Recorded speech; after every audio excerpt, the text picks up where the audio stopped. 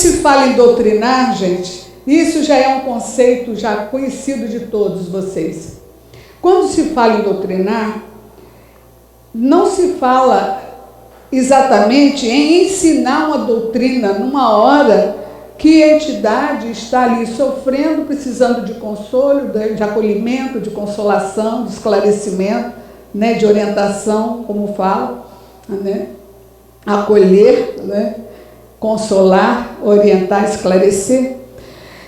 Não é aquela hora de você ensinar a doutrina espírita, mesmo porque nós já vimos algumas experiências dessas, de doutrinadores que, em vista de uma entidade sofredora, passa a falar a respeito da doutrina de Jesus, dizendo: meu amigo, olha aqui, há 2000 anos atrás, na Palestina, nasceu um homem que mudou o mundo.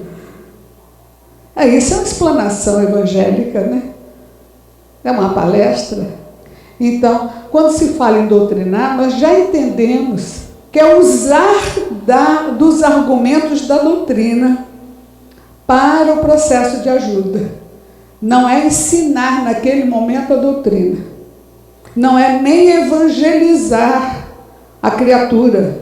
Porque se ela, durante o processo todo dela da vida, não conseguiu, com tudo que nós temos de Evangelho, de Bíblia, de Velho Testamento, de Novo Testamento, da Bíblia traduzida em não sei quantas línguas, ela não conseguiu acesso a essas informações, não é em 15, 20 minutos de doutrinação que se vai tentar evangelizar aquela alma. Não é assim.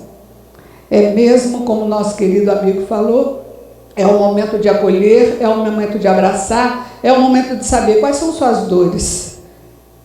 O que te trouxe aqui? Né? O que é que você busca conosco? Da onde você veio? Aonde que você está se sentindo?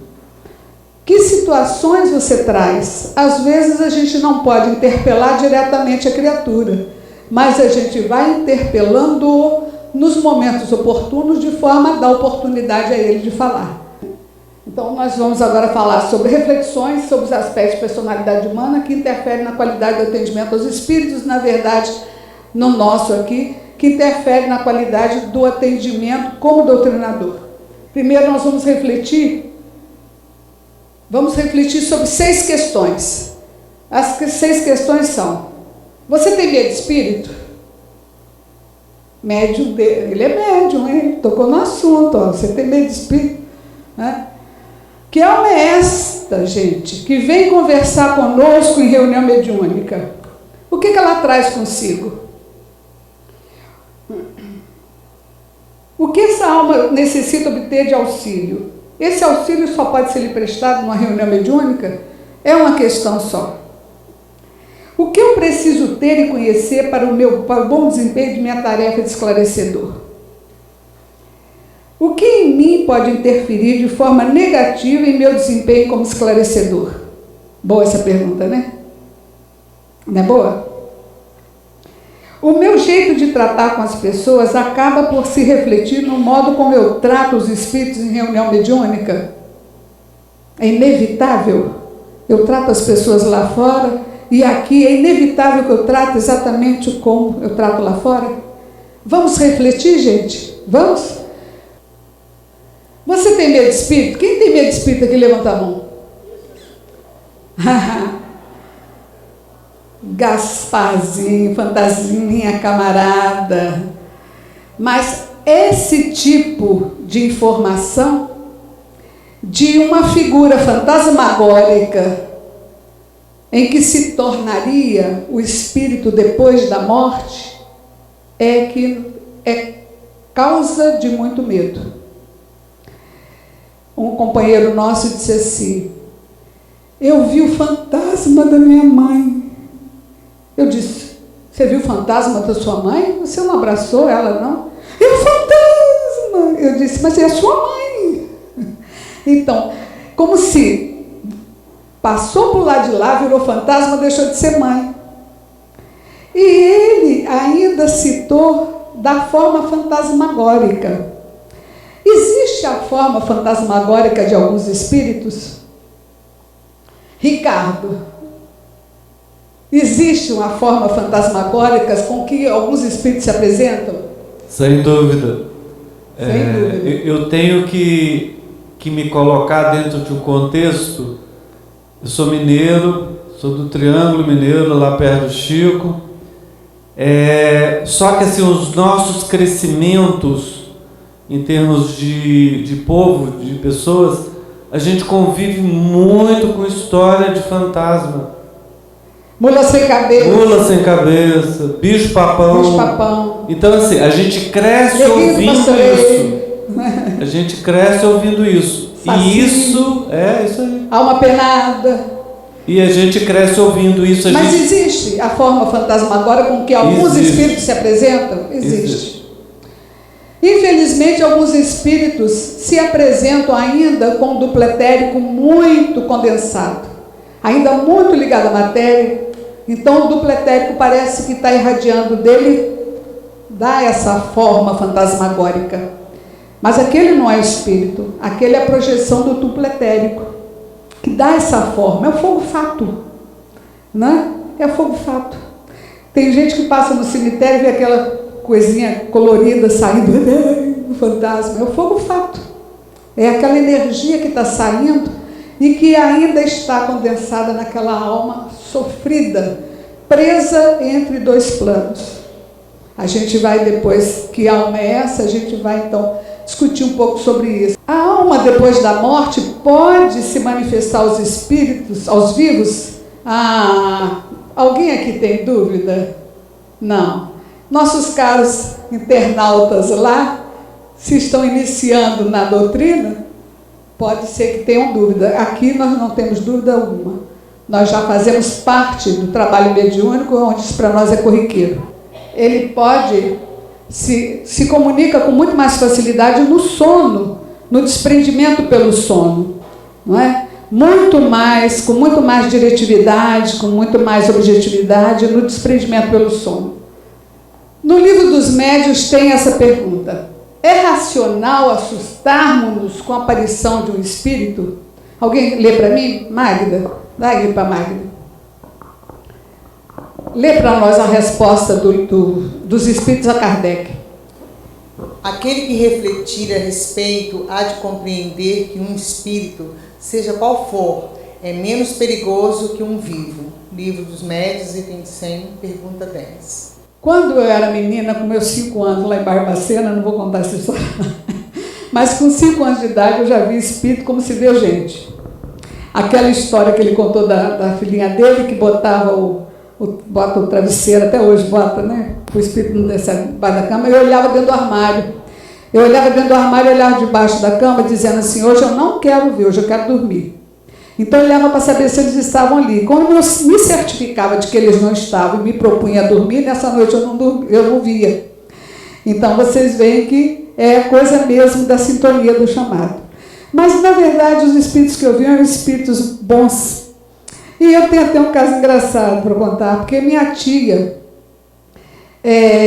uma tia idosa, porque era tia de minha mãe já, ela ficava conosco enquanto meus pais iam para as reuniões mediúnicas em Pedro Leopoldo. Depois eu, com 7 anos, passei aí também. Ficava sentadinha no carro enquanto eles faziam a reunião lá de desobsessão. Naquele tempo podia se deixar uma criança sozinha no carro à noite. E era em Pedro Leopoldo. Depois papai vinha me chamar, me acordar e me chamar para a gente comer o bolo perfumado do Chico. Tudo que o Chico colocava a mão depois da reunião estava perfumado. Era uma gracinha. A xícara, ele dizia assim: essa irmã Sheila não era a irmã Sheila, era fluido dele. Quer dizer, certamente a irmã Sheila também estava ali, mas é o fluido do Chico. A xícara, às vezes eu pedia para levar para casa e ficava cheirando a xícara durante um mês, para depois no mês seguinte devolver a xícara para ele. O bolo estava perfumado, o café estava perfumado, enfim. Aí eu não sabia, mas eu estava em tratamento, por conta das reminiscências do passado que eu tinha quando era menina. Reminiscências muito fortes, né, que chegavam a confundir. Eu dizia para a mamãe: lembra, mamãe, quando você foi tuberculosa? Assim, minha filha, eu nunca fui tuberculosa. Foi, mãe, não foi nessa vida não, foi na outra, que eu dançava na rua para ganhar dinheiro para você se lembra? Ela disse, meu Deus, assim, isso nunca aconteceu. Aí papai dava uma cutucada e disse, minha filha, tá bom, tá certo. E, de certa forma, o Chico Xavier e os espíritos trabalharam para que fechasse um pouco as comportas da minha memória. Mas eu me lembro que dessa vez, minha mãe foi para uma reunião do Chico, antes da gente ir com ela, passar aí, nos deixou com a tia Amélia. Tia Amélia era vó Dindinha, vó Dinda, porque era avó de minha mãe. E nós nunca tínhamos visto a tia Amélia preparada para dormir. Nessa noite, foi aquela noite de tempestade magnética, que acontece muito em Belo Horizonte, muito cercada de montanhas, né, de urânio magnético, sei lá, aqueles minérios todos. Então, atraía muitos raios. Então, eram aquelas tempestades magníficas, cortavam o ar, aqueles raios. E eu achava aquilo maravilhoso, mas uma dessas fez com que a luz se apagasse, dava blackout. E a tia Amélia, então, foi pedir uma vela, porque ela queria ir ao banheiro, e foi pedir uma vela porque não tinha luz. A quem ela foi pedir a vela? A mim, com 10 anos de idade, cansada de ver os espíritos, e na verdade eram os espíritos bons, eu nunca tinha visto tão de perto com um bafo, sentindo ainda o hálito da pessoa em cima de mim, e ela usava uma camisola branca e aquele negócio de botar no cabelo, uma touca de dormir, e ela tinha tirado a dentadura, não me ocorria que minha tia Amélia tinha dentadura e tinha botado no copo. Então, quando ela foi me cutucar lá, ela dizia assim, Xuxinha, ô Xuxinha, com a boca mole, você tem uma vela? Eu já acordei apavorada, disse, meu Deus do céu, é um espírito, uma alma penada pedindo vela. E eu virada para o canto da parede, dizia, ai, meu coração, olha o imaginário, olha as histórias de fantasma, olha a minha experiência já de ter visto espíritos, mas não assim, de tão perto, pedindo vela para mim. Você tem uma vela, Xuxinha? E ela insistia, Xuxinha, ela estava muito apressada para ir ao toalete, né, ao banheiro. Você tem uma vela, Xuxinha? E eu disse, eu vou virar e não vou ver, eu vou virar e não vou ver, eu vou virar e não vou ver. Porque às vezes eu falava assim, eu vou virar e não vou ver, e virava e não via mesmo. Porque eu botava a cabeça lá em cima. Né? Quando eu virei, que dei de cara com ela assim, com aquela touca, com aquela boca murcha, com aquele roupão, e eu, e ela correu para a sala se urinando, eu corri para dentro do armário e fechei a porta. Daí a pouco, oi, Xuxinha, por que chorou? E gritou por quê, Xuxinha? Por que está gritando, Xuxinha? Eu só queria uma vela. Eu fui encontrar a pobre da tia Amélia. Quando eu vi que a voz era dela, eu fui encontrar ela toda urinada na sala. Mas, tia Amélia, isso é coisa que se faça comigo, tia Amélia. Eu levei mal susto. Eu só queria uma vela porque estava cortando a luz. Ela não podia imaginar o susto que ia lhe dar. Então, são histórias assim, de fantasma, de aparições que nos assustam. E o imaginário, eu com 10 anos, o imaginário, né, fez com que eu não ouvisse, não identificasse a voz, que eu identifiquei depois. O medo fez isso. Então, não é racional. O medo não é racional, ele é irracional. Ele é uma reação irracional. E muitas vezes é uma reação que perdura, que fica. Mas a gente pode raciocinar sobre as aparições, não é racionalizar o medo. Racionalizar é arranjar desculpa e justificativa para ele. É trazê-lo ao raciocínio para analisar. Então, o que está dizendo? Aquele que refletir a respeito há de convir que é mais perigoso você lidar com o malfeitor do que com o espírito. Que os espíritos, aliás, estão por toda parte. A gente não precisa vê-los para ter medo. Se fosse o caso de ter medo, a gente teria medo a todo momento, a toda hora. Porque conosco convivem. Está ali o bebezinho conseguindo ver o espírito do seu avô. Não é? Nos ajudam mais do que a gente possa imaginar, como está no livro dos espíritos. Né? Então, um espírito é menos perigoso que um malfeitor, que pode entrar na sua casa. Agora Kardec conta uma história muito interessante, que pessoas que têm medo da solidão e do escuro, raramente sabem por que têm medo. é aquela coisa incontrolável que o nosso companheiro nos trouxe. É o cérebro reptiliano, não é? É aquele processo de luta e fuga que a gente tem, que mais a gente reage do que age. Aliás, Joana de Ângeles nos fala que nós ainda... Joana de Ângeles fala para quem? Fala para leigos? Escreve para leigos? Não, escreve para espíritas, não é? Quem é leigo que lê Joana de Ângeles? É espírita. E ela diz exatamente isso, que nós mais na vida reagimos do que agimos. Qual é a diferença? A ação implica numa intencionalidade, numa busca de propósito e na medição, na medida das consequências da sua ação.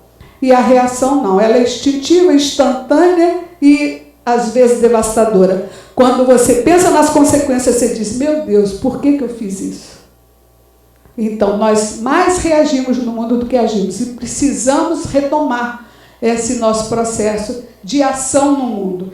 Então, o medo da solidão, o medo do escuro e outros medos que nós temos são coisas atávicas, como foi explicado na palestra, e que a gente às vezes precisa raciocinar sobre eles. E quais são os fantasmas que nos assustam, gente? São muitos. Muitos fantasmas nos assustam. Nós temos medo da autoridade. Nós temos medo de enfrentar situações novas. Nós temos medo até de exercer o poder. E muitas pessoas que exercem o poder, porque o poder lhe é outorgado, às vezes passa da medida do exercício do poder, exatamente porque, como fala o goiano, dá um passo maior que as pernas, atravessa o corguinho de farto. Atravessa o corguinho de farto. Atravessou mais do que devia, deu um impulso maior do que as pernas. E aí exerce o poder com tirania por medo do poder brando, do poder suave de não saber fazer. Então, nós temos muitos medos. Mas, na verdade, Joana de Ângeles ainda nos diz que os nossos conteúdos psíquicos são formados pelo nosso imaginário, por histórias contadas a nós do tempo de nossa infância e por mitologias que nós ainda trazemos de vidas passadas. A questão do negro, a questão do escuro, a questão das trevas. Não fosse as trevas que se fizessem após a luz, nós morreríamos. Não fosse a noite, fosse só o dia, o sol nos queimaria as energias todas. Nós precisamos do sol, mas precisamos do escuro para repor energia. Então, o escuro é benéfico para nós. A solidão, o deserto exterior, aumenta as nossas possibilidades internas de visão, nosso plano de visão. Mas nós temos medo disso, nós temos medo da solidão, nós temos medo de escuro. Porque, mitologicamente, a gente associa as trevas, né, a escuridão, às coisas ruins, que sempre acontecem na calada da noite. Né? E a gente, então, vai, sem conhecer os nossos conteúdos psíquicos, a gente vai de reações em reações vivendo a vida. O que acontece é que... Quem lê para mim isso aqui? Alguém? Quais os fantasmas que nos assustam? Algumas vezes, quando dá muita atenção a certas leituras ou a histórias de sortilégios que impressionam a pessoa, lembrando-se mais tarde dessas coisas, julga ver o que não existe. Mas também já temos dito que o espírito, sob seu envoltório semimaterial, pode tomar todas as espécies de formas para se manifestar. Livro dos Médiuns, item 113, página... Pergunta A. E tem gente que diz que sonhou com o diabo de chifre. E aí, no Livro dos Médiuns, os espíritos explicam que os espíritos tomam, às vezes, aparências assim, fantasmagóricas ou fantásticas, para nos assustarem. E conseguem. São espíritos zombeteiros, gente. Quem é que no carnaval tem medo de uma criança que bota uma máscara e vai bu em cima de você? Quem tem medo disso? Você tem medo, Magda? Não. Você tem medo, Cláudio, de uma criança que bota uma máscara? Quem tem medo aí de uma criança que bota uma máscara e faz burro pra gente? Outra criança tem. Muito bem, era essa a resposta que eu queria. Eu não tenho, mas uma criança teria. Então, nessa hora, nós somos crianças espirituais com medo de alguém que botou uma máscara. Então, mesmo quando os espíritos chegam na reunião mediúnica, dizendo que é isso, que é aquilo, que é o tinhoso, que é o capeta, que eu sou pombagira, que eu sou isso, que eu vou te quebrar as pernas, porque você está tratando, mexendo comigo, eu não quero sair de lá e você está me forçando a sair. Mesmo quando acontece isso, a gente tem que entender que é uma criança brincando de assustar. E a gente não vai ter medo dessa criança. Muito ao contrário. Vai ter muita misericórdia e vai acalentá-la. Porque ela está com mais medo das fantasias que ela se colocou do que nós devíamos ter. Das nossas próprias fantasias, né? Como seria o caso. Médium medroso, isso existe? Existe. E aí tem a palavra aqui de André Luiz, dizendo que muitos médiuns deixam de fazer o seu trabalho por conta do medo que ele mal confessa. Tem medo de espírito, tem medo de se comprometer, tem medo que aquele espírito que ele recebeu o acompanhe. Nosso amigo trabalhou bem essa questão. E doutrinadores têm medo dos espíritos que gritam com ele. E os espíritos a gente não pode controlá-los. A gente tem que se controlar. Não é? Eles estão na manifestação que eles julgam ter. E uma coisa muito interessante, afora de alguns espíritos quererem nos assustar com mistificações, com máscaras, afora isso, alguns espíritos, quando chegam na reunião mediúnica e se comunicam através do médium, o pensamento dele passa para o médium com uma lucidez muito grande. Então, coisas que o espírito travaria de falar, na comunicação mediúnica o médium fala, porque percebe o pensamento. Então, ele está ali absolutamente verdadeiro. E a gente tem que lembrar disso. Quando ele chama de palhaço, como foi o espírito zombeteiro que aturdou o nosso amigo, ou quando ele fala, você não sabe de nada, eu quero outro doutrinador, quero conversar com outra pessoa, você não está me entendendo, você está me aborrecendo. Ele fala porque ele não tem constrangimento de falar, porque o médium percebe o pensamento e joga. Às vezes ele pede desculpa se eu estou sendo... Vocês já viram essa situação? Desculpa se estou sendo rude. Eu normalmente não sou, não sei porque estou sendo rude agora. Porque ele estava acostumado a travar a rudeza e vestir a rudeza com uma gentileza que está longe de ser, é um verniz. Ali não tem verniz. Ele pensou, o médium fala. O médium que é flexível, que tem uma boa percepção, uma boa captação, uma boa passividade, ele fala. Fala controlando, evidentemente, os estertores, o bater na mesa, os gritos, mas o pensamento vem puro. Vem, talvez não puro, a palavra seja muito forte, mas vem com uma certa veracidade. Né? Falou lá, bateu lá, vem cá, e é rápido. Pá, pá, pá, pá, né? É rápido. Então, eles falam mesmo. Eles falam, você está me aborrecendo, eu vou sair daqui, você vai sair daqui, você vai quebrar a perna ali na esquina, você vai lembrar que fui eu que quebrei sua perna. E o doutrinador tem que dizer com toda tranquilidade, não vai não, meu filho. Está me desafiando? Não, quem sou eu para desafiar alguém? Imagina. Não, mas você não vai fazer isso. Primeiro que você não tem motivo para fazer isso. Eu estou aqui te tratando com amor, com caridade, como um irmão. Você está sentindo o meu afeto por você. Segundo, que você tem um protetor espiritual que não vai deixar você se comprometer comigo, porque você já está muito comprometido. É ou não é verdade? Ele vai dizer que é verdade, porque você também está sendo franca com ele. E depois que eu tenho minha proteção espiritual, que não vai deixar que eu fique à sua mercê, enquanto eu estou tentando lhe fazer o bem. Tentando lhe esclarecer. Então, ameaças à parte, vamos à conversa. O que é que te trouxe aqui? O que é que te posso ajudar? E você acolhe, né? E não confronta. Não é? Então, o médium medroso vem disso, o doutrinador medroso também vem disso. O medo, às vezes, da prepotência, o medo da autoridade. São pessoas que passam a vida com medo de autoridades. E chega ali, quando a pessoa grita, lembra logo o chefe que gritou, lembra logo um pai coercitivo, né, prepotente, que gritava com ele, e aquele medo vem, o doutrinador então se acanha. Enquanto que é a hora de se acanhar, sim, porque a experiência não vem rápida, vem com o tempo. Mas nessa hora, engole, pensa, eu estou diante de uma alma sofredora, eu não estou diante do meu pai prepotente, nem do meu chefe prepotente. Estou diante de uma alma que sofre. E eu estou colocada aqui nesse momento para auxiliá-lo. Então eu posso. Eu posso. Eu tenho essa condição. Os espíritos estão me dando essa condição. Porque também, se não fosse para aquele doutrinador doutrinar, viria um outro centro, em outra reunião, não é? Em outra circunstância. Médium medroso existe.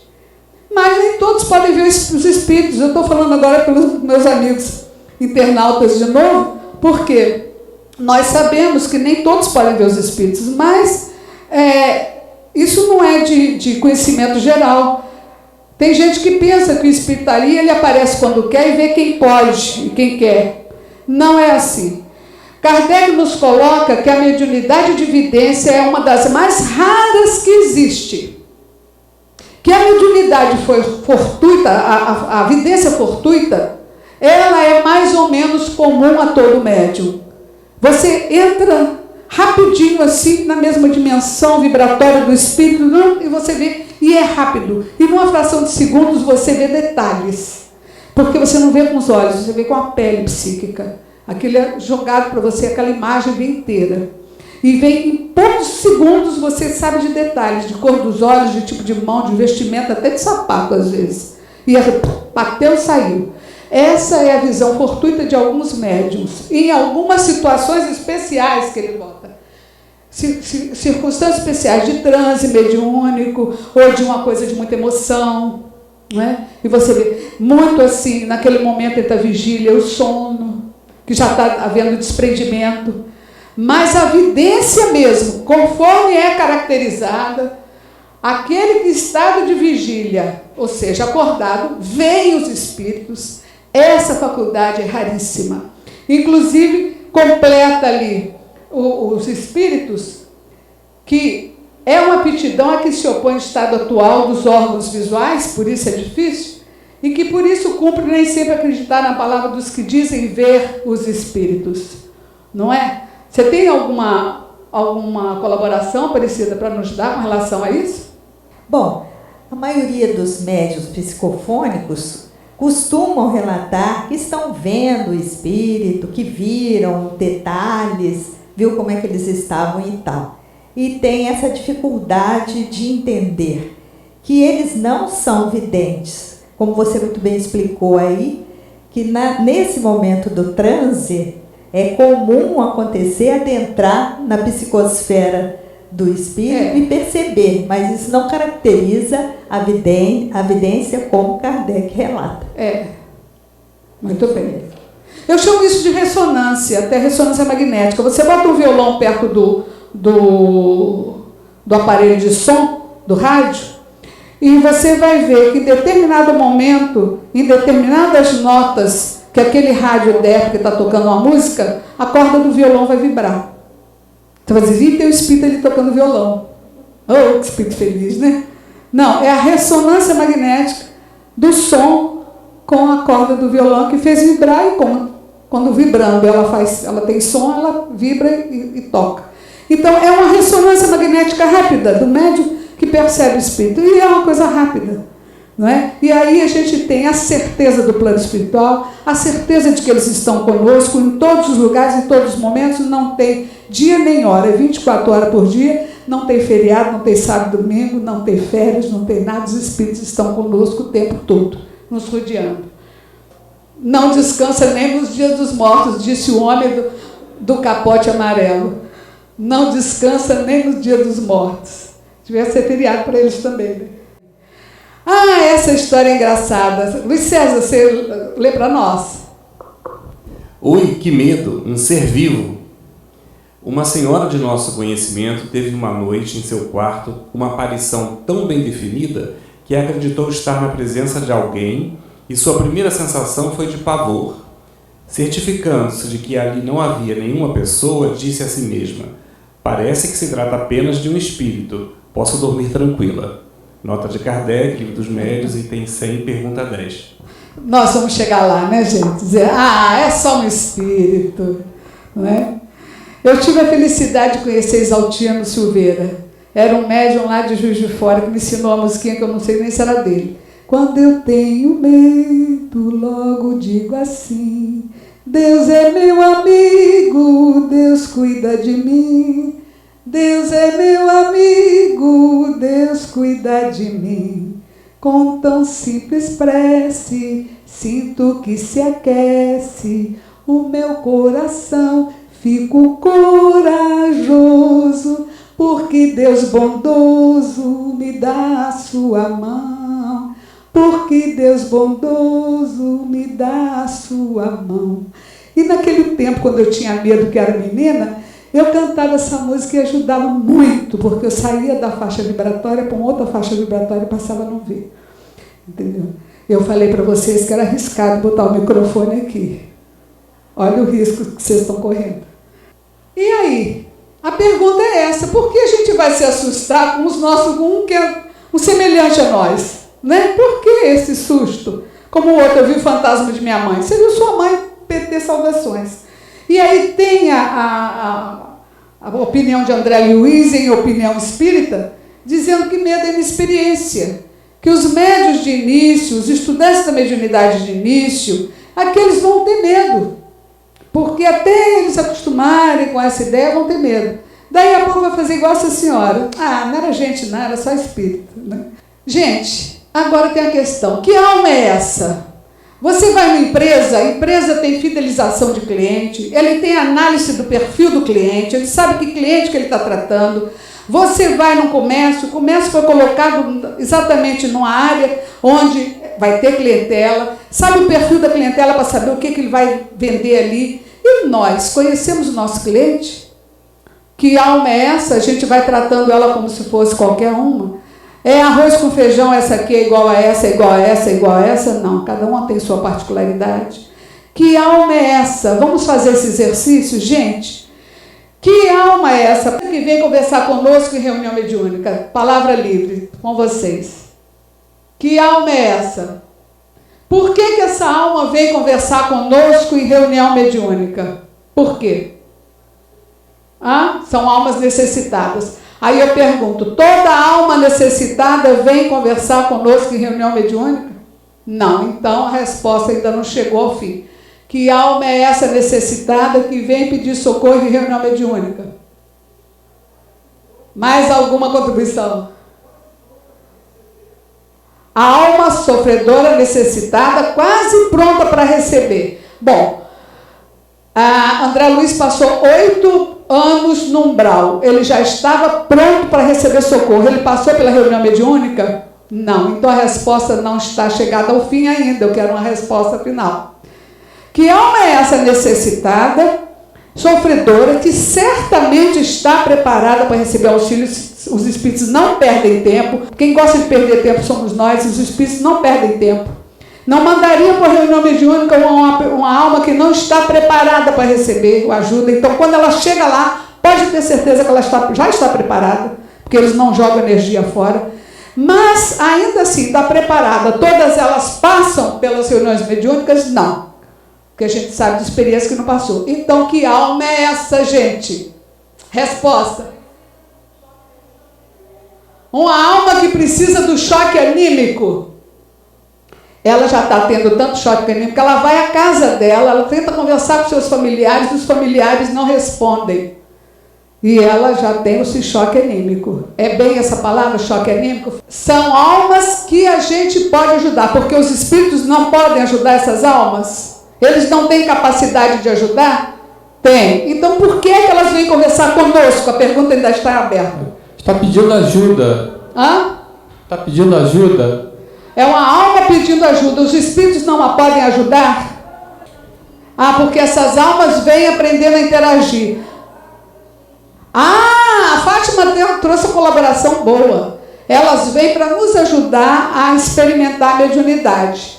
É evidente, é um laboratório para nós. Mas é por isso que elas vêm? Para servir de cobaia para nós? Hã? Não. E, gente, que alma é essa? Pelo amor de Deus. Qual é a nossa clientela? É que elas estão mais próximas da nossa natureza. Estão mais próximas. Essa é uma resposta que eles têm que considerar. É uma alma mais próxima à nossa natureza. Ou seja, os espíritos não têm como auxiliá-las. Porque os espíritos estão ali do lado e elas não veem. A natureza delas não tem ressonância com a natureza espiritual. Por quê? Não tem ressonância com a natureza espiritual. Por quê? Por quê? Por quê? Hã? Presa matéria. Porque o elemento material ainda está muito com elas, e isso aí eu fico em quem falou em choque anímico, e fico com a Fátima também, aqui e ali. Quer dizer, as respostas de vocês todas estão certas, só não estão completas, né? Então, a resposta completa está lá, na questão 1015 ou 1014 do Livro dos Espíritos. Algumas edições têm a numeração duplificada. Então, é uma alma errante e sofredora. Resposta coube a todos vocês. Por que ela é errante, a gente vai ver. Incerta de seu futuro. Essa é uma palavra-chave. Ela é incerta de seu futuro e por isso ela está errante. E a qual podeis proporcionar o alívio que muitas vezes solicita vindo conversar convosco. Por que é que essa alma está incerta de seu futuro? Por quê? Se nós já morremos, se nascemos várias vezes, essa alma já terá passado por vários processos de desencarnação. Por que agora ela desconhece o plano espiritual e o seu estado atual de espírito desencarnado? Por quê? Trauma, a alma errante faz ficar traumatizada, presa ou então aos tesouros que ela tinha na vida, presa aos gozos materiais, e ela não desencarnou ainda, gente. Essa alma morreu, mas não desencarnou. Ela ainda não se viu como espírito liberto. Ainda é uma alma com toda a configuração de homem, ou de mulher, um homem ser humano, né? Então ela está incerta de seu futuro. Essa me faz lembrar aquela poesia de né?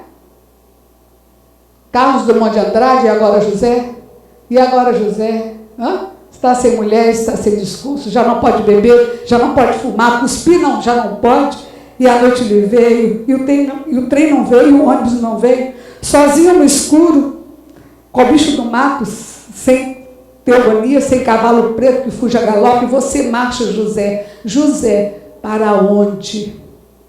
É essa alma incerta do seu futuro. Por trauma, por apego à vida, por medo, porque certamente passou por uma situação difícil no desencarne anterior, ainda guarda na sua memória mais clara os traumas que passou e não quer reconhecer que morreu para não enfrentar o medo. Então, essa alma é que vem conversar conosco. Não são todas que vêm. Algumas são atendidas por missionários do plano espiritual e que quase que se materializam para atender, e isso você vê naquele livro Renúncia, né? Onde a alma lá de Alcione e como é que é? Narcisa não, aquela outra mentora, vem conversar com o espírito que está nas trevas para convencê-lo a reencarnar, quase que se materializa para aquele aveja, né? Então, o que ela traz consigo? Ela traz consigo murmurações. Então, é dito, vá procurar no Evangelho o seu consolo, porque aí a vossa murmuração se mudará em bênção. E aí eu disse para nós, porque no coração dos infelizes, o amor segue bem de perto o ódio. E dizem que o ódio é o amor que enlouqueceu. É aquele amor traído, aquele amor magoado, aquele amor machucado. E outro dia, Ricardo, eu soube, você que é médico, me responda, eu soube que existe coração partido, né? Olha, eu fiquei com o meu partido também quando soube. Gente, quando a gente fala, estou com o coração partido, Eu soube de um médico que o coração parte mesmo. Ele tem uma rachadura no coração, pessoa com muita mágoa, com muito ódio, com muito ressentimento, aquela mágoa que mata, sabe como é? E como tem o pensamento que diz, guardar mágoa e você querer tomar veneno e esperar que o outro morra, né? É ele que vai ficar prejudicado. O que essa alma necessita obter de auxílio, gente? Foi tema dos Hereus desse ano todo em todos os centros. O que ela espera? Acolhimento, consolo, esclarecimento, orientação. É a nossa tarefa, acolher, consolar, esclarecer, orientar. É isso que ela vem buscar. Antes de mais nada o acolhimento, aquele doutrinador que não deixa a alma comunicante, o espírito comunicante falar, ele não pode acolher. Vai acolher como? Vai acolher em quê? De que maneira? Né? Se ele não sabe. Porque lá nas primeiras frases que o Espírito fala, você já sabe, já situa. É uma alma sofredora, é uma alma que não sabe que morreu, é uma alma perseguidora, é uma alma inimiga da doutrina, é uma alma que passou uma morte violenta, é uma alma que acabou de morrer, é uma alma que ainda não morreu, está no leito de morte e vem falar conosco em reunião. É uma alma de suicida, mas que ainda não suicidou-se. Vem pedir ajuda, está lá no mundo maior. No mundo maior. Evitar a reunião mediúnica, às vezes, evita suicídios, porque eles pegam os espíritos que estão sofredores, com ideias suicidas e trazem para a reunião. E a gente recebe ali ele dizendo, eu vou me matar, eu não quero mais essa vida, eu vou sair dessa vida. E você trata o espírito como se ele tivesse falecido. Ele está dizendo que vai se matar. Ah, mas ele já se matou e não sabe, gente? Então vocês não leram. Vai ler Martírio dos Suicidas. Vai ler aquele livro do Camilo Castelo Branco, Memórias de um Suicida, para vocês verem. Vai ler o livro de Ivone Pereira, no Drama de Bretanha. O que o suicida passa de horror depois do ato cometido, ele não tem dúvidas de que ele se matou, porque ele se vê o tempo todo se jogando. Então, esses suicidas não vêm nas reuniões comuns, ele vem em reuniões especializadíssimas, e a gente vai tratar disso daqui a pouquinho. Quando ele chega dizendo, eu vou morrer, ainda não se matou, está na hora de você dizer, não, meu amigo, não faça isso, é um atentado contra a vida, contra o dom maior que Deus te deu, que é a vida. Vamos tentar resolver junto qual é o problema. Não é? E você vai evitar o suicídio dele. Não é? Porque reunião de desenvolvimento mediúnico, reunião de socorro espiritual simples, espírito suicida não vem. Vocês veem em Memória dos Suicidas o tempo que o Camilo Castelo Branco passou procurando a reunião mediúnica que o atendesse, com equilíbrio suficiente para atender. Ivone Pereira, quando foi atender aquele suicida lá, naquele caso, contaram em Recordações da Mediunidade, não é? Recordações? Lá em Petrópolis, que a pessoa suicidou-se e está no sótão. E ela vai para atender desdobrada em corpo. O espírito dela vai para atender, os espíritos dizem, não se aproxime. Porque o miasma que ele solta, desequilibrante, é tão grande que podia ser contagioso para você. E você que já tem uma história de suicídio, você podia ser levado quase que irresistivelmente ao mesmo ato. Então, está se tratando, gente, alô, criaturas, meu Deus, está se tratando de Ivone Pereira, um médium que transformou uma mediunidade de prova num mandato mediúnico sublime. Deu uma reviravolta magnada e um espírito de uma potência imensa não podia auxiliá-lo diretamente. Tinha que ser através de prece intercessória, até que ela pudesse, então, estabelecer o diálogo direto. Vocês acham que reunião de desenvolvimento mediúnico, reunião simples de socorro espiritual, não são reuniões de desobsessão e ainda assim, muito especiais, não é? Alguns comunicantes se queixam de dores, nós sabemos que as dores é a memória da dor, a memória perispiritual que ele traz da dor. E então o espírito se sente feliz por não mais experimentar as dores corporais quando você alivia-os da dor. Só o fato dele chegar no médium e deitar como num leito de rio, aquelas águas turvas e turbulentas, naquela paz, naquele equilíbrio que o médium deve ter, e certamente tem, Quando ele deságua suas emoções ali, ele já sente o alívio do peso dessas dores, que parece para ele física, que o médium passa a sentir a dor e canaliza, né? Faz feito um filtro, né, de café, onde aquele pó fica todo ali e o líquido sai. E ele já se sente aliviado só do contato. Quando se fala em incorporação, eu fico pensando que incorporação tem muito mais a ver com o espírito do que com o médium. Porque nós sabemos que o espírito não entra dentro do médium, então não é incorporação. Seria incorporação, o termo certo seria incorporação. Ou seja, o espírito quando chega, ele se incorpora, ou seja, ele se torna novamente corpóreo em função da proximidade com o médium. Então ele se sente corporificado, né? Aí seria uma forma boa da gente pensar nisso, mas aí seria incorporação, não é não, Ricardo? Né? Quem é professor de português aí, o I aí seria trocado pelo E, não é isso? Em que consiste o sofrimento da alma depois da morte? Gente, quantos sofrimentos? A gente pode... Quem me dá um? Quem me dá um? Um sofrimento depois da morte. Me dá um. Hã? Culpa. Me dá outro. Hã?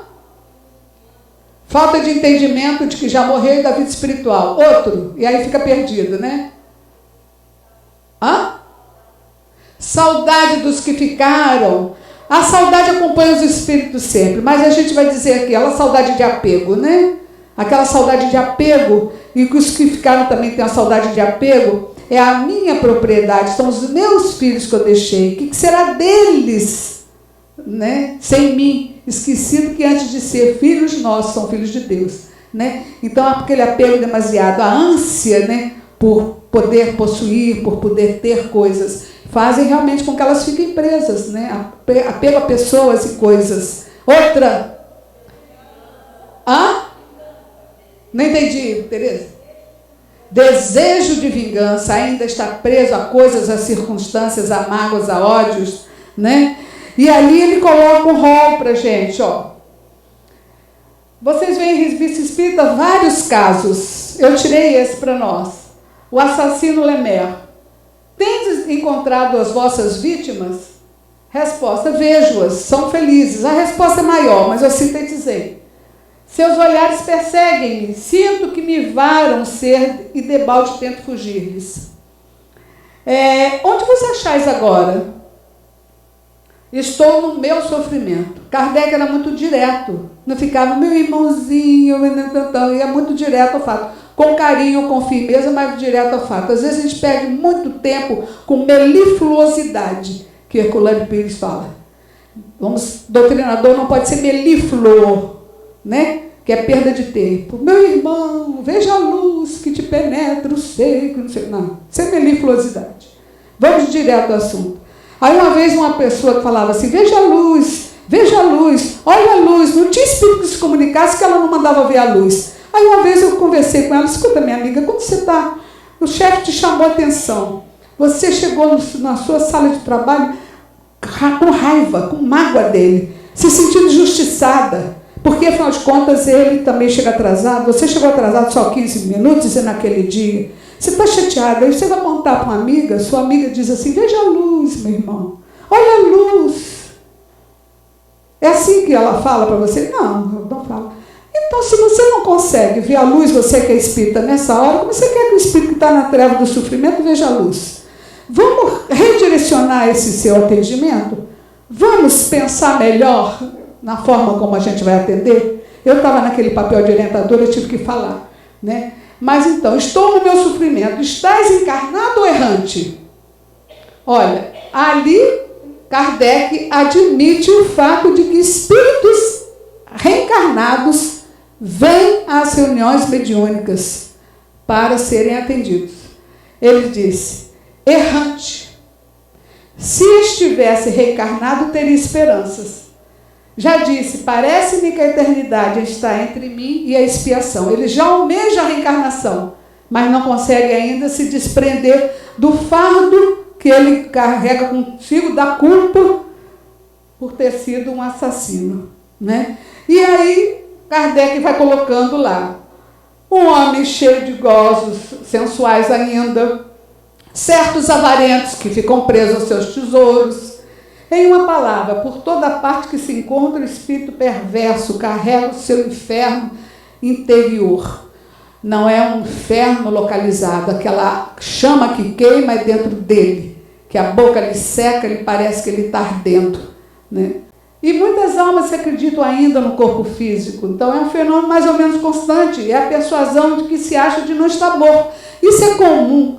Quem de vocês já não passou por isso? Tem alguma história para contar, alguém de vocês aí? De um espírito que ainda se achava vivo e veio se comunicar? Assim, né?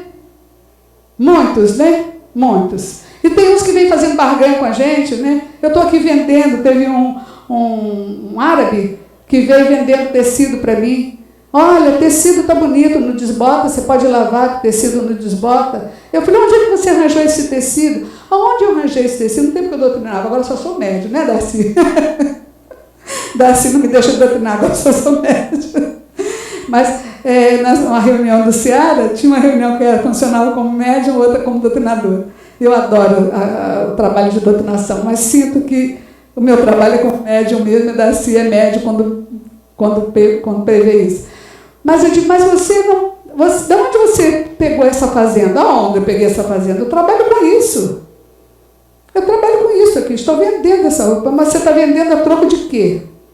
Qual é a moeda? Ah, a senhora me paga quanto a senhora achar que é. Não, mas quanto é que você vai cobrar para esse pedaço de tecido? Ah, e ele falou lá qualquer dinheiro. Eu falei, você vai fazer o quê com esse dinheiro? Ah, eu vou comprar outras fazendas. Para quê? Por quanto tempo, meu irmão? Porque ele sabia que estava morto. Ele estava negando a realidade. Igual o caso que eu conto, né, de um espírito que chega na reunião mediúnica dizendo que quer um pouquinho de cachaça. Eu costumo brincar que todo mundo que bebe costuma botar um X quando fala, né? Só bebo socialmente, mas a minha cervejinha de sexta-feira, essa é sagrada, né? Quem bebe socialmente toda sexta-feira já é uma alcoólatra das sextas-feiras, né? Mas, enfim, esse espírito chegou na reunião pedindo marafo. E aí eu disse assim, mas, meu amigo, quem foi que disse que você vai encontrar isso aqui? Ele disse, umas pessoas que estavam aqui na porta disseram assim, entra aí que você vai achar o que você está precisando. Eu digo, bom. Aí é outra coisa, é o que você está precisando, não é o que você está buscando. E eu acho que você não está precisando beber mais, porque eu acho que você já bebeu um pouquinho mais, né? Passou um pouquinho da conta. Né? Ele riu e disse, eu acho que eu passei da conta. Eu falei, então, pera um pouquinho, vamos ver. Como foi que você bebeu? Como eu bebi? Eu peguei no copo e bebi. Eu falei, você pegou no copo? Peguei no copo e bebi. Eu falei, você pegou no copo? Estou fazendo ele refletir como foi o processo. Você pegou no copo? Ele disse, espera aí, agora que você está perguntando, mesmo, eu não peguei no copo, não.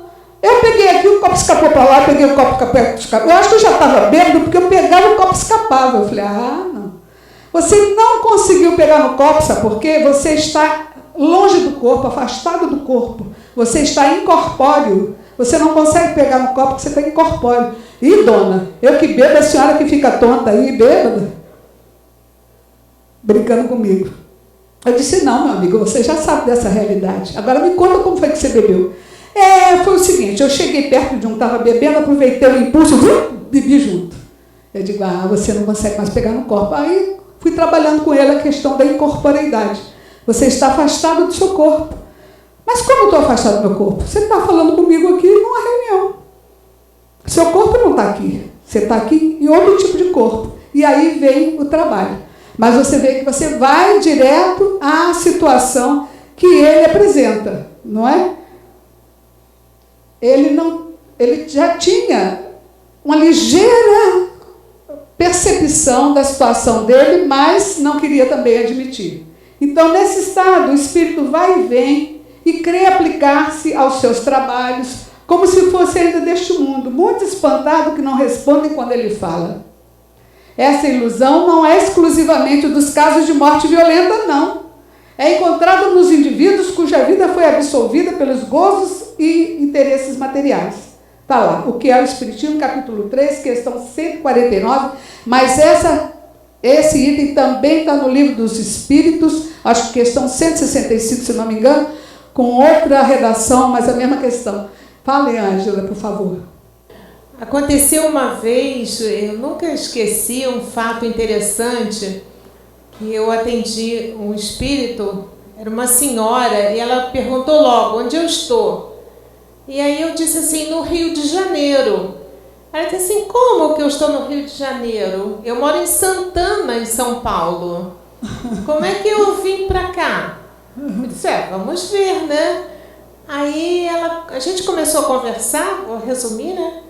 E ela disse que ela tinha pressão alta, que ela passava mal, mas que depois ela era atendida e ficava bem. E aí ela era muito católica, a família muito católica, e a gente foi tendo certo cuidado de não dizer que ela estava numa casa espírita, que eu não sabia como é que ia ser a reação dela. Depois ela disse, aos poucos a gente foi conversando, e ela foi dizendo, ela foi se vendo com o corpo caído na sala, e aí ela foi entendendo que ela tinha desencarnado. Só que ela disse que uma amiga dela tinha levado ela no centro espírita, e ela tinha ido escondida da família, e foi muito interessante, porque ela aprendeu que a morte não existe, e aí ela entendeu rapidamente aquilo, e foi bem legal. Aí depois ela foi e disse assim, mas olha só, eu estou me sentindo tão bem, vocês não podem avisar a minha família que eu estou bem? Eu disse, mas vem cá, a senhora não falou que a sua família é católica e que tem muito medo do espiritismo? E que a senhora já foi, inclusive, no centro espírita escondido deles? Como é que acha que eles iriam reagir? Ela disse, tem razão. Eu falei, eles não continuam indo à missa, fazendo as orações? Continuam. Eu digo, então, eles estão sendo atendidos. Mas foi muito interessante. Muito interessante. Porque o fato dela ter ido a algumas reuniões na casa espírita ajudaram ela a entender essa questão da desencarnação, né? Da morte física. E é uma situação mais ou menos comum, não é, Ângela? Pela sua experiência, você não acha que é comum? Sim, bastante. Bastante. Então, vamos passar para o item 3. O que eu preciso ter e conhecer para o bom desempenho de minha tarefa de esclarecedor? Bom, aqui tem uma série de coisas colocadas aqui pelos espíritos amigos, nos seus livros. Dispor-se ao trabalho, comprometer-se com o trabalho e com a equipe, aprender a fazer silêncio interior. Gente, isso é uma coisa tão importante para o doutrinador, porque as pessoas não sabem fazer silêncio interior. Enquanto um está falando, eu estou aqui maquinando para que quando ele termine de falar, eu falo. Quando eu não o atropelo antes. Então, essa de fazer silêncio interior é muito interessante. Para você se dispor a ouvir o outro, senão você não consegue. Tem Fernando Pessoa disse, ai dos homens, misericórdia para com eles, aqueles que trazem a alma vestida. Nós trazemos muitos conceitos da gente que a gente tem que desconstruir para aprender de novo. Naquele momento que você está ouvindo uma outra história, você tem que desconstruir um pouco os seus aprendizados de sua vivência para poder ouvir o outro e se colocar no lugar do outro. Então, afeiçoar-se a oração e a prática da concentração, porque o doutrinador também tem que se concentrar. Senão ele não vira um foco de recepção. Capacitar-se com afinco, gradativamente. Essa capacitação, ela é gradativa. Agora, capacitar-se não é só ler, não, gente. Capacitar é fazer o que vocês estão fazendo aqui. É vir aos encontros, trabalhar conosco, refletir conosco. A gente aprende com vocês e a gente troca experiências. Capacitar-se a observar também como é que o outro está fazendo para eu fazer igual. Aquilo fez naquela circunstância, deu certo. Às vezes eu vou fazer na mesma circunstância, não dá, porque são pessoas diferentes, mas pelo menos algum gancho eu aprendi de como fazer uma saída quando a entidade está muito relutante em determinados assuntos. Então a gente pega certos macetes, certos recursos observando. Então capacitar é tudo. Então, sua eficiência depende sempre de sua humildade, daquela de que eu sou eterno aprendiz, ninguém está pronto. Ter um entendimento de que o atendimento espiritual não é um trabalho isolado, é um trabalho em equipe. Aliás, quando um doutrinador está doutrinando, os outros devem fazer silêncio, porque você vai ajudar com a sua energia aquela doutrinação. E ajuda muito. Do fluido que sai da reunião harmoniosa, eles formam paisagens, eles plasmam situações para a entidade, então, perceber.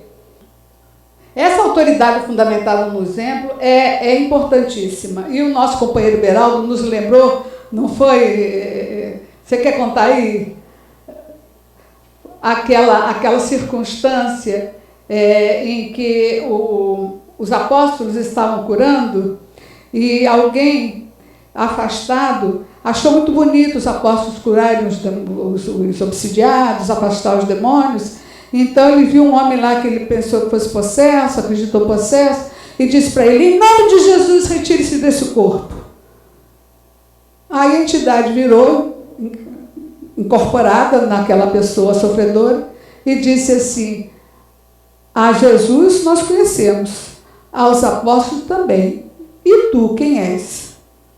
E deu-lhe uma surra, deixou-lhe em farrapos, ele saiu correndo. Está em Atos dos Apóstolos, questão, item 19, se não me engano, versículo 3 em diante. 3 em diante. Atos dos Apóstolos, capítulo 19, se não me engano, viu, Ricardo? Depois você confere para mim. Versículos 3 em diante. Saber ouvir. Gente, tem uma crônica do Rubem Alves que fala sobre escutatória.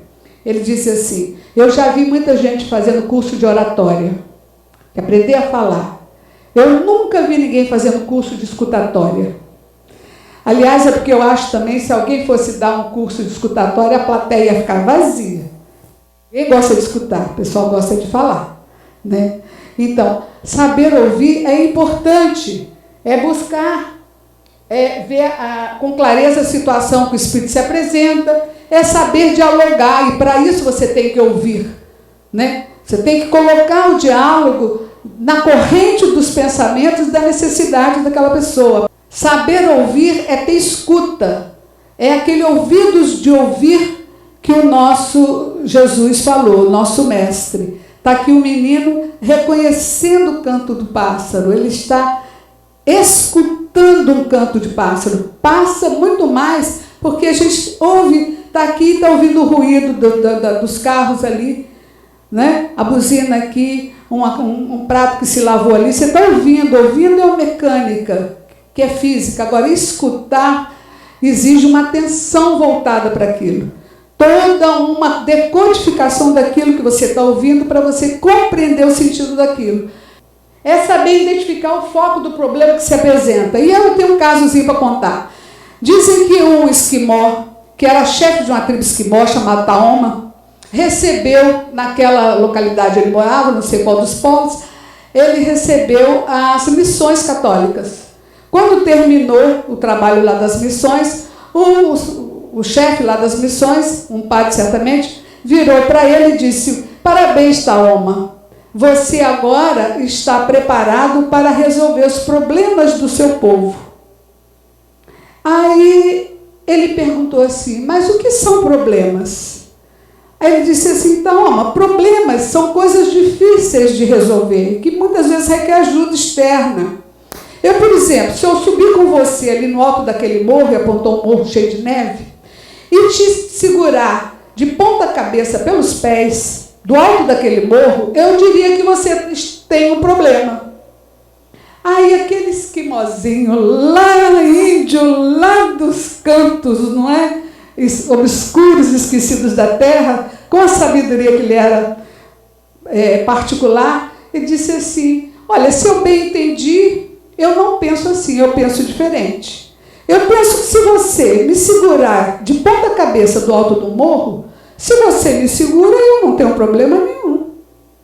Agora, se você me solta, aí sim, eu continuarei a não ter nenhum problema. Você sim é que terá um. O que vocês acharam disso? Hã? Será que ele tem problema por causa da culpa que ele vai ter? De ter deixado o esquimó cair lá de cima? Certamente que sim. Porque aquela sabedoria toda não seria para dizer, olha, você me joga lá de cima que você vai ver que te persigo até a morte, né? Ele não vai ter um problema por causa da perseguição. Era uma sabedoria. O real problema é sempre um problema essencial. E o problema essencial é o problema do espírito. O real problema não é perder o carro, não é perder a casa, não é... Diz Jesus que não é nem perder a vida. Então, temei antes aqueles que podem jogar o seu corpo como a sua alma no fogo do Geena. Não temei aqueles que podem tirar a vida, porque és imortal. Então, nem perder a vida a gente deve temer tanto. Porque o que deve temer é aquilo que muda e modifica a essência que é o espírito. Esse é o problema. Esse é o problema. Entender que o fenômeno mediúnico transita pelo anímico. Muitos doutrinadores têm medo da comunicação anímica. Não sabe dizer se a comunicação anímica é comunicação mistificada. Tem medo e daí botam medo no médium. No início da mediunidade, é normal que a comunicação seja mais anímica do que mediúnica. Depois vai temperando, a ponto de que com médium bom, como diz Divaldo, tem 70% só de animismo. Só 70% de animismo. É bobagem. Não, porque quem veste a palavra, quem dá a emoção, é o espírito. Então é o médium. Então tem sempre uma colaboração do médium. Mas tem aqueles casos onde a comunicação é puramente anímica. São almas presas ao passado que fazem ressurgir estados arquivados no inconsciente. São coisas traumáticas, são vórtices, conforme diz Jorge Andréa, que ficou ali na superfície do perispírito que se manifesta quando ele está em transe mediúnico. Então, é sempre ele mesmo que dá a comunicação. Ele não está mistificando, ele não está querendo enganar ninguém, ele crê que é um espírito que está se comunicando, mas não é. É a alma dele mesmo, sofrida, doída, né, constrangida por traumas do passado e que vem fazer uma catarse, e vem inteira. Pá. Tanto é que você pensa que é outra alma, que é um espírito. E, na verdade, é outra alma, é uma outra configuração daquele espírito e outra encarnação, que ele vem trazendo esses traumas que eles não viveu agora. Então, ele não reconhece como Deus porque ele não viveu ali. Então, a educação moral é muito importante nessa hora. Existe como demover essa pessoa desse estado, fazer com que ela saia dessa fase de estar sempre na frente o animismo? O doutrinador, naquele momento, vai atender aquela alma como se fosse um espírito comunicante. Sim. E, efetivamente, né? Aquele espírito, numa outra situação, traumatizado por aquela situação, ele vai atender. Mas o dirigente dos trabalhos deve conduzir esse médium a uma educação moral. Talvez uma psicoterapia, aí eu faço a propaganda do meu colega aqui, meu amigo Sérgio Breves, uma psicoterapia de vidas passadas, né, de transpessoal, para ele então vencer esses nós, liberar esses vórtices que Jorge Andréa fala que estão ali na sua psicosfera. Você vai doutrinar como se fosse assim. Agora, aquele médium, na hora da comunicação, você trata como se fosse um espírito precisando de atendimento. Mas o dirigente dos trabalhos deve encaminhar esse médium a um outro tipo de percepção da realidade, para que ele então entenda que ele está preso, como aquelas almas errantes, ele está preso no espaço de encarnação traumática que ele não conseguiu desvencilhar ainda. E o doutrinador tem que conhecer os princípios básicos da doutrina espírita. Claro, você oferece para ele um sorvete de creme. Um sorvete de Deus é existência dos espíritos, C, comunicabilidade, R, reencarnação, E, evolução, M de mundos habitados, causa e efeito, a lei de causa e efeito. Você oferece para ele um sorvete de creme. Você precisa conhecer esse sorvete de creme, que é a base da doutrina espírita. botado sorvete de creme, a gente nunca mais esquece desses princípios. É aí que a gente volta àquela conversa anterior. Doutrinar é conhecer isso para saber aplicar. Em que momento o momento vai dizer? Em que momento eu vou dizer a ele que existem várias reencarnações? No momento que ele está desesperado, que perdeu aquela oportunidade. Uma entidade veio dizendo, eu perdi a oportunidade de viver porque ela morreu com AIDS e ela tinha umas relações meio duvidosas aí, meio desequilibradas e relações afetivas, contraiu a AIDS e veio cheio de culpa, dizendo que perdeu a vida dele com relação a isso. E aí é hora de dizer, não, meu filho, você talvez tenha perdido grandes oportunidades nessa vida, a gente não pode iludir o espírito. Você talvez tenha perdido sim, mas a misericórdia de Deus é infinita e nos dá várias outras oportunidades. Eu também já falhei, estou aqui numa outra vida, procurando renovar. E aí você se coloca também para ele se sentir igual com você e não é? Porque enquanto ele tem uma dor, eu tenho outra, e a gente vai trocando ali experiências.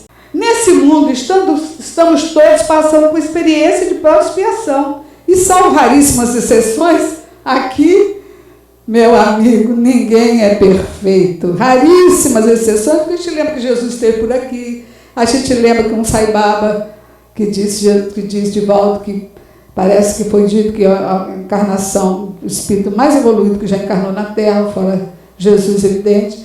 Então, raríssimas exceções, ninguém é perfeito. Então, o que fazer com isso que a gente tem, de mal que ainda existe em nós, para que aquilo, entendeu, não interfira de forma negativa no meu desempenho? Vocês têm alguma mágica, como o Sérgio disse aqui, desaparecer lenço? Alguma mágica para a gente fazer desaparecer os nossos defeitos naquela hora? Tem gente que veste uma capa de santo que vai falar com os espíritos, usa de palavra mole, meu irmão, meu irmãozinho, sai dali, dá um chute no cachorro da rua, né? Chega em casa, trata mal os filhos, trata mal a empregada, não dá à empregada os direitos que ela tem, entendeu? Enquanto que está ali, meu filho, eu te amo, está vendo que eu estou aqui com toda a afetividade? E quer dizer, o exercício do amor que ele está fazendo ali é válido. Pelo menos ele está ouvindo a própria voz e vai ficar comprometido com o processo de ouvir sua própria voz lá na vida, mas ele tem que fazer essa experiência. Fala, Ricardo. Às vezes, quando na reunião mediúnica a gente não chega tão bem, eu costumo assim, mentalmente deixar os meus problemas fora da porta do centro. Exato. Peço para Jesus me ajudar, sou um trabalhador dele, me coloco na mão dele, da espiritualidade que dirige a reunião, para que eu tenha um bom desempenho. Passo no final, pego as minhas coisas e levo. Então, assim, é um exercício mesmo, é uma estratégia. Isso resolve? Não, mas é uma estratégia que eu arrumei para mim. Tento deixar... Um afastamento temporário das suas mágoas, dos seus problemas cotidianos. É temporário, porque a gente sabe que a gente vai chegar em casa, vai se ver com aqueles problemas. Mas esse exercício que a gente faz na reunião mediúnica, a gente tem que lembrar de fazer. Quantos de nós, às vezes, não se vê assim, doutrinando o chefe, né? Doutrinando, porque a doutrinação ela é um exercício muito grande de convivência com a dor, de convivência com o problema alheio. Então, por isso que a reunião mediúnica que fala, essa alma não podia ser atendida em outro lugar, podia. Mas ali, como disse a Fátima, que eu até nem puxei teu gancho, Fátima, a Fátima disse isso, ali a gente também aprende. Então, os espíritos fazem de nós cobaia assim. Eu falei assim, brincando com você, mas ali nós somos mesmo. Passamos por um laboratório na cobaia, passamos por um laboratório de experiência, onde a gente vai vivenciar problemas que não são nossos, para quando a gente tiver os problemas que são nossos, a gente fazer um gancho. Ah, eu já tive as voltas com esse problema, que não era meu, mas era de outro. Não é? E eu soube dar bons conselhos, agora eu vou querer dar bons conselhos a mim mesmo. Nem todos têm afinidade com o trabalho mediúnico. Eu digo para você que uma pessoa autorreferenciada, ela não pode ser doutrinadora. Sabe o que é uma pessoa autorreferenciada? É aquela pessoa que você mal acabou de falar, e a pessoa já diz, eu, por exemplo, né? Você acabou de contar um caso, ela nem deixa você terminar, ela diz, comigo também aconteceu a mesma coisa. Tudo que você fala tem relação a ela, ela toma a palavra e não te entrega mais. Então é uma pessoa autorreferenciada. Aquilo a pessoa sabe mais, aquela não tem mais que aprender com ninguém, porque ela sabe. Então a pessoa que é autorreferenciada não deve ser levada à doutrinação. Tem outros trabalhos da casa que ela pode fazer. E ali tem outras, pessoas nervosas, versáteis. O que está chamando de versáteis? Lábeis. Eu entendi versátil aí como a labilidade. Ela hora está triste, hora está alegre, hora está triste, hora está alegre. Né? Versátil no humor, né? Suscetíveis. Suscetíveis. Tudo que acontece no mundo acontece comigo. Às vezes um companheiro falou uma coisa que não foi para a gente, mas ele toma para a gente, se melinda, se machuca, se magoa e não quer mais trabalhar porque ele falou isso, aquilo. Suscetibilidade. Uma amiga minha disse assim para mim, eu sou muito sensível, não pode falar nada comigo que eu choro. Eu digo, desculpa, você há de ser sensível sim, porque eu já te vi você ouvindo uma música clássica bonita e apreciando uma bela de uma paisagem, né? Estendendo a mão a uma pessoa que sofre. Você é sensível sim, mas nessa hora você não está sendo sensível não. Isso é suscetível. Você está suscetível. É diferente. A sensibilidade ela vem da alma, a suscetibilidade vem da emoção. É o meu ego que se coloca e eu me acho ofendida, magoada, e eu me firo com aquilo, né, que não tinha que ferir. Porque se o problema não é meu, se é do outro, se o outro falou que não devia falar, eu não vou comprar nem passar recibo. Né? Mas a gente se melindra e fica suscetível. Né? O melindre, então, é terrível para o trabalhador da casa espírita em geral. O doutrinador, então, não pode se melindrar. Porque o espírito vai falar assim, você está falando isso comigo, mas eu vi você na semana passada, como você fez isso. E a gente às vezes se assusta e diz, não é que Daná tem razão? Eu fiz isso mesmo, é a hora de você dizer, você tem toda a razão, companheiro. Aquela hora eu perdi as estribeiras, mas não é por causa disso que eu vou deixar de tentar. Eu estou sempre tentando me melhorar. Agradeço até você estar pontuando isso para mim. E quem sabe você pode também colaborar com a gente aqui um dia e a gente está trabalhando junto aqui, mesmo com todas as dificuldades que você está sentindo, de ódio, de raiva, de mágoa, aí eu volto, saio de mim e volto para ele de novo, né? Mas eu reconheço que eu também sou uma pessoa que erro. Né? Vai fazer igual um outro que diz assim, não, você está sofrendo assim porque você não conhece minha sogra, eu moro com a sogra, você não conhece a minha sogra, você não estaria sofrendo tanto. 26 anos de doutrinação com a sogra. Sim. Ela faleceu e ele continuou a doutrinar. Diga, Ricardo. Essas contraindicações, elas são relativas. Eu acho que a gente deveria acrescentar aí algumas que são mais absolutas. Né? Doença mental, doença psiquiátrica, é difícil você conseguir colocar pessoas, dependentes químicos, algumas doenças neurológicas. Pois é. Ali a gente não é interessante para a mesa. Pois é. Ali a gente botou o que em mim prejudica, mas evidentemente a pessoa que é dependente não pode. Ela está trazendo outros tipos de coisas, que toma remédio controlado, que faz com que a pessoa realmente perca um pouco a atenção voltada. É disso que você está falando? Então, existem outras impossibilidades da pessoa em trabalhar na doutrinação. Mas eu acho que tem uma qualidade que marca o trabalhador da doutrinação. É gostar de gente. É uma aptidão.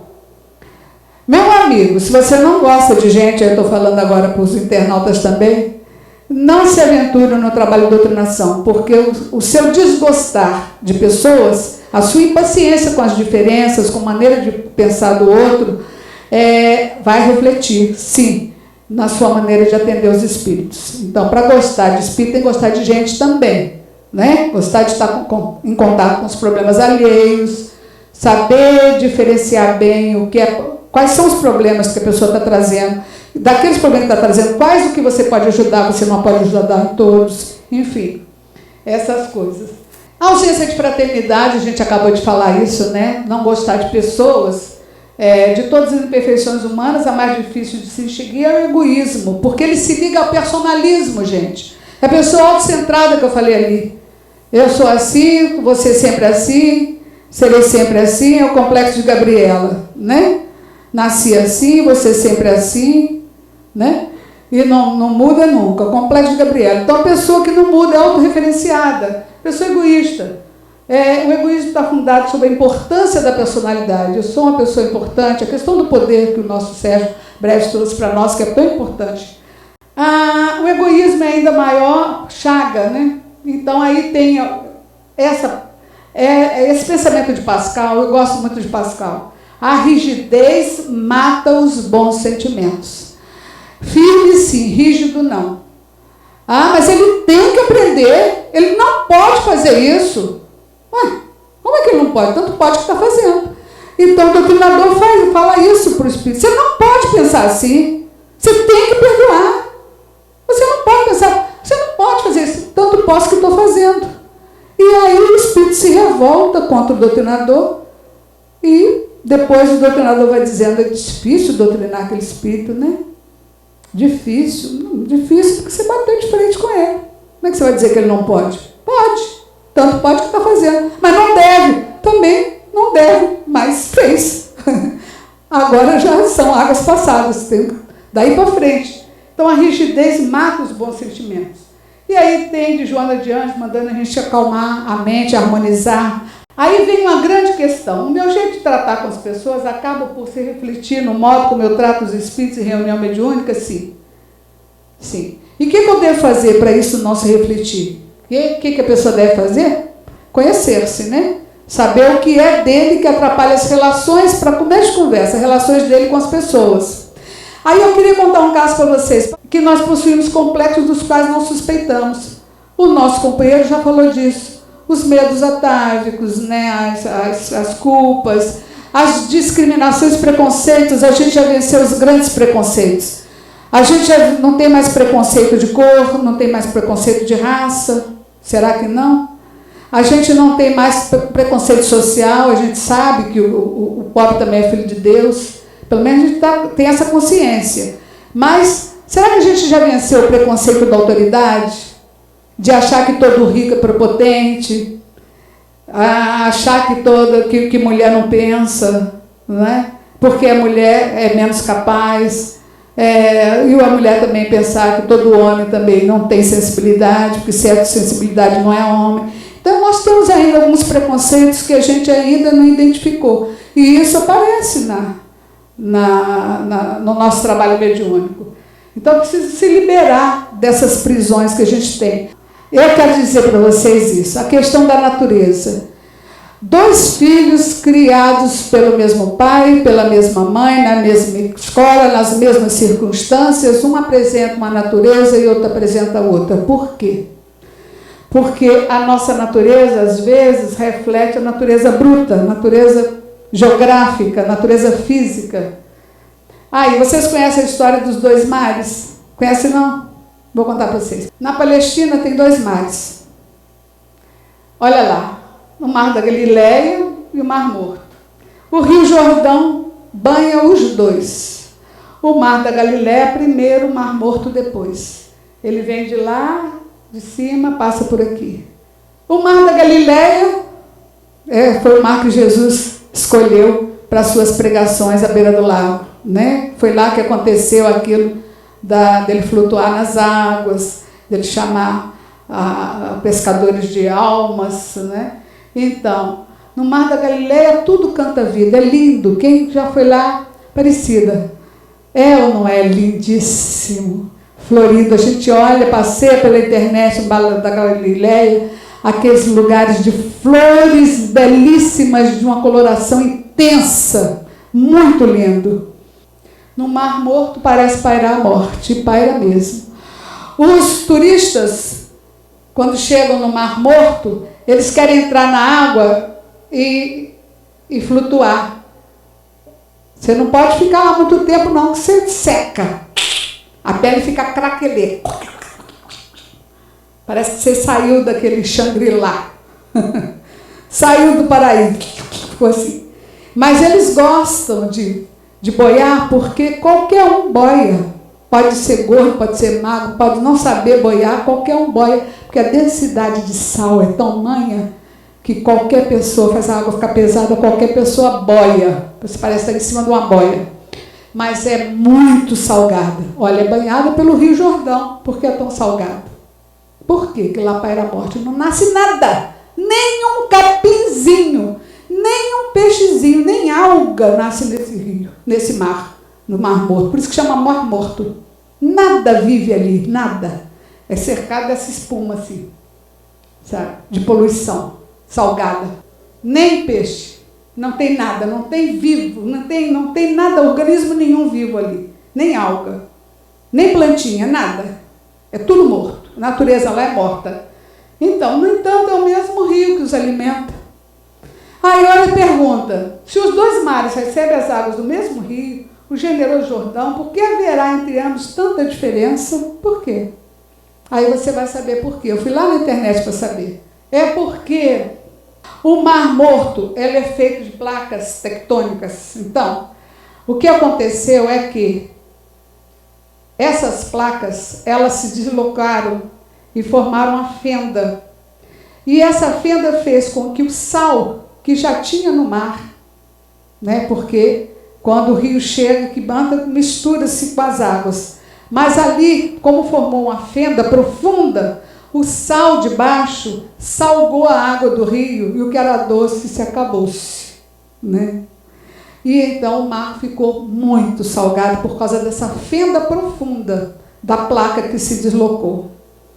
E aí eu fico pensando assim, quantos de nós não temos essas placas profundas em nós que faz exatamente a diferença entre mim e o meu irmão que receberam a mesma educação, recebemos a mesma educação, entre pupilos da Casa Espírita que receberam a mesma evangelização, mas um se dirigiu de forma amarga com a vida, com a forma triste com a vida, por causa das fendas, e a gente tem que ter maior cuidado para tratar essas fendas profundas que o Espírito traz, né? É só para a nossa reflexão. Poderíamos nós vencer as nossas tendências pelos nossos esforços? Sim. E Kardec diz que até não é muito difícil. Pouco de boa vontade faz com que a gente vença essas paixões que a gente tem, cure essas fendas que a gente tem, e é um processo individual. É um processo individual, né?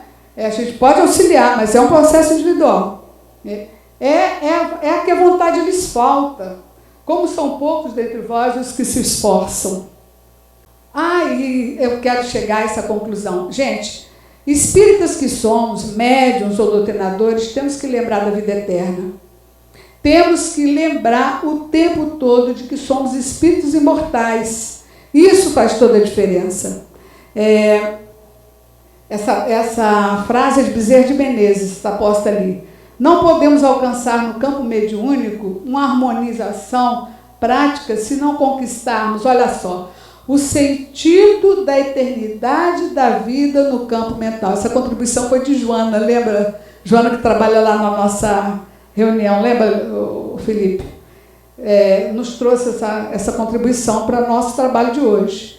Olha, se não conquistarmos o sentido da eternidade da vida no campo mental, botar aqui, somos eternos, somos imortais, o que vale é a essência espiritual. E aprender a conviver com a nossa natureza material e com a nossa natureza espiritual, com os fatos da vida material e com os ensinamentos do Espírito.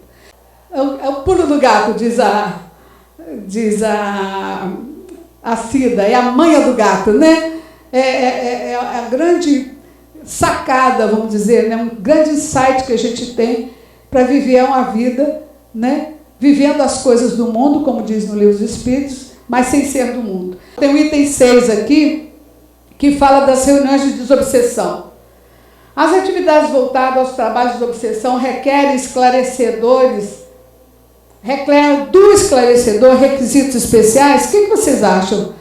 Eu sempre achei que sim, mas eu não tinha certeza. Aí eu fui olhar e fui ver. E Joana de Ângeles fala, e Ivone Pereira fala no Recordações da Mediunidade, André Luiz fala no livro No Mundo Maior, no primeiro capítulo, Vários outros autores, Herculano Pires fala, Hermínio Miranda fala, quem mais? Cida. Cida é minha biblioteca ambulante, não saio de casa sem ela. Ivone é bem específica. Bem clara. Bem clara. Ela está ali, ó. A equipe que se dedica à desobsessão deve estribar-se numa série de controvérsias de item.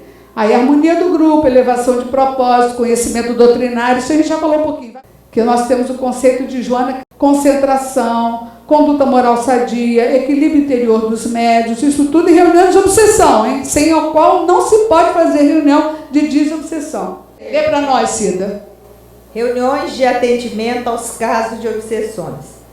Temos para nós que esse difícil aprendizado, essa importante ciência de averiguar obsessões, obsessores e obsidiados, deveria constituir especialidade entre os praticantes do espiritismo, isto é, médiuns, presidentes de mesa, médiuns denominados passistas, etc. Assim como existem médicos, pediatras, oculistas, neurologias, etc., também deveriam existir espíritas especializados nos casos de tratamento de obsessões, visto que a estes será necessária uma dedicação absoluta a tal particularidade da doutrina para levar a bom termo o mandato. Do elevado e criterioso desempenho dos médiuns depende o êxito das reuniões espíritas em geral e das curas das obsessões em particular. Alguém tem dúvida? A reunião de desobsessão, gente, para mim se assemelha como aquele caso em que um pai levou seu filho para Jesus e disse: Senhor, curai meu filho, porque ora cai no fogo, ora cai na água. Eu o entreguei aos seus apóstolos que não puderam curar. Então aquele pai vem buscar de Jesus a cura espiritual. Entregou aos apóstolos que não puderam curar. Olha só, algumas reuniões não conseguem trabalhar com ele, com esse tipo de processo. É em reunião especial, sim, de pessoas especiais. Aí os apóstolos perguntaram a Jesus: por que nós não podemos curar? O que Jesus respondeu? Você sabe. É que para esses casos é necessário muito jejum e oração. O jejum é deixar de comer no dia da reunião, né? Não? Qual é o jejum?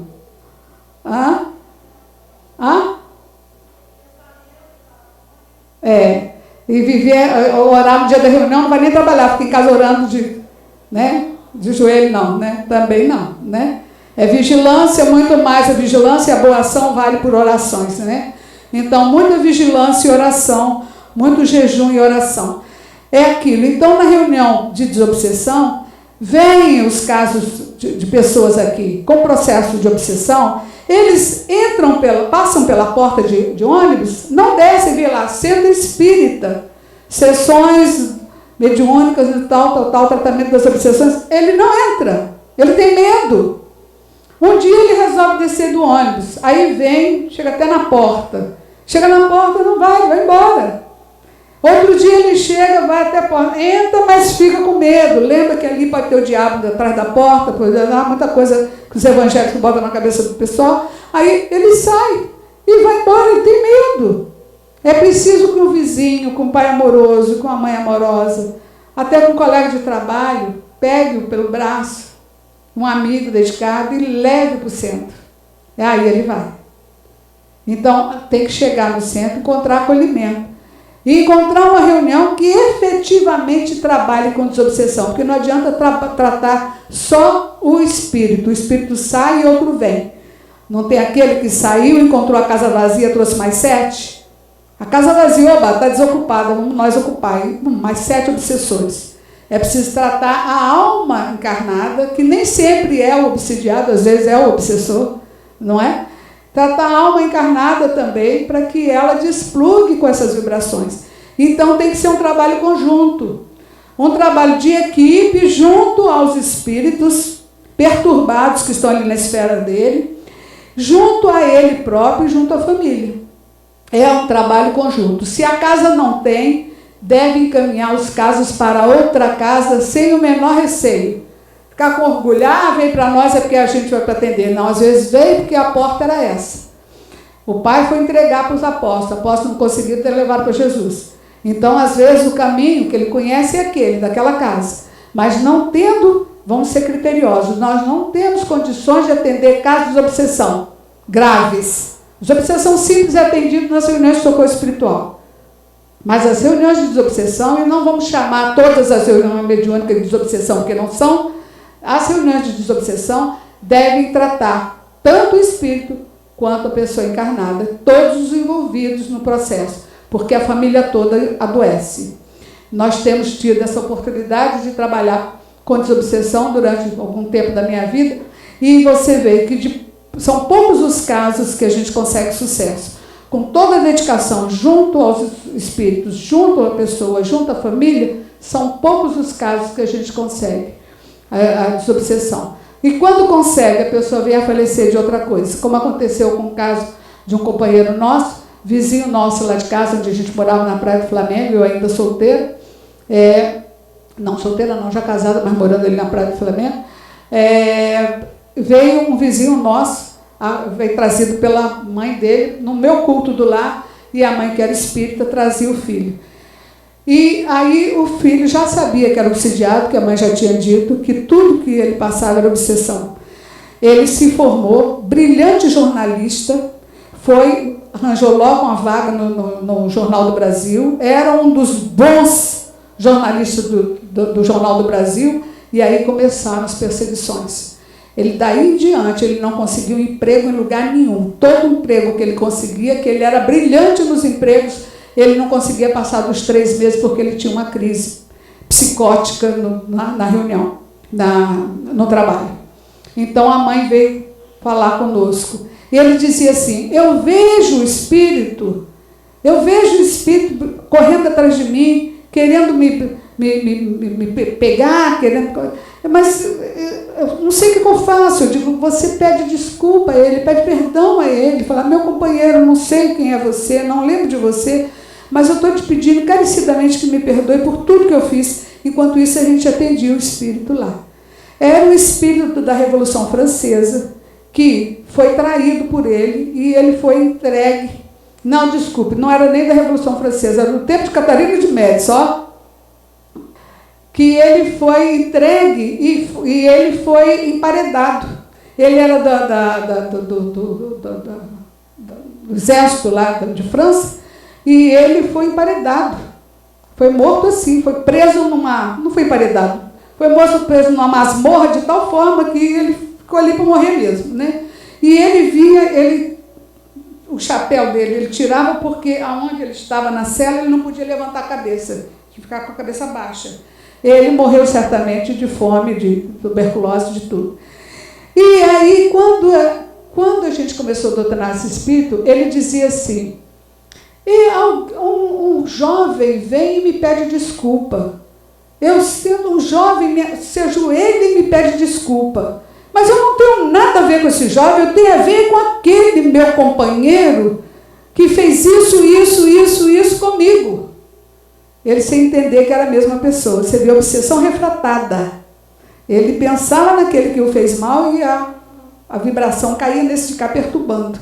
E aí, depois, mais tarde, foi que ele compreendeu que aquele jovem era o mesmo, já estava encarnado, e que as vibrações dele é que estavam fazendo mal a esse jovem e também vitimando. Ele, para sair dali, precisou ter um documento com a chancela do governo francês para ele se sentir liberto da prisão que ele foi colocado.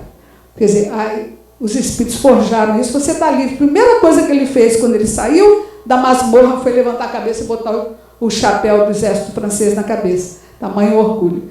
Então, obsessões desse tipo. Infelizmente, esse nosso companheiro, José Carlos, se estiver por aqui me ouvindo, eu estou pedindo, já tinha pedido autorização para contar o caso dele. Ele foi para Petrópolis e teve uma parada respiratória, um edema pulmonar, porque fumava muito, e aí morreu rapidinho, sem ter condição de auxílio. Curou da obsessão do espírito, mas da obsessão do cigarro ele não conseguiu se curar. Eu agradeço a vocês a colaboração dessa exposição interativa. Até já.